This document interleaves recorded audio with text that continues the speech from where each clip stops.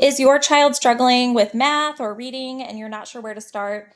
This is one feature of IXL that I think makes a huge difference. I'm going to show you on my parent page of my daughter Emerson's account. Once you get to the dashboard, you are going to click on Diagnostic.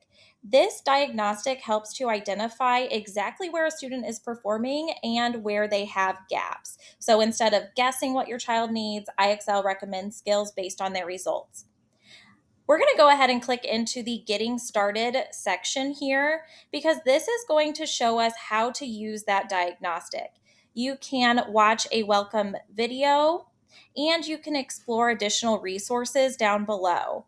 A quick start guide, an action plan guide that tells you how to make use of your child's action plan and their skill recommendations, and then a diagnostic tracker that you can print, which will help your child track their own diagnostic progress. Scrolling back up to the top, I'm going to click on this levels section. Now, my daughter did take the diagnostic, so I have some information here for her specifically. As I scroll down, it's going to show me exactly how she performed in these areas of math.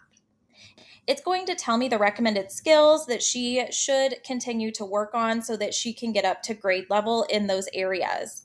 Scrolling down, I can see how she performed in these language arts areas and also the recommended skills for her there.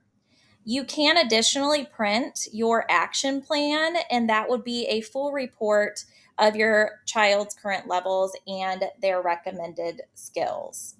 Sometimes students don't need more work, they really just need the right work, and that's what makes this personalized learning so helpful. I would definitely check it out if this is an area that you and your child are struggling in at the moment. You can check it out by clicking the link in the caption, and I hope you guys enjoyed as much as I do. Thanks, see you later.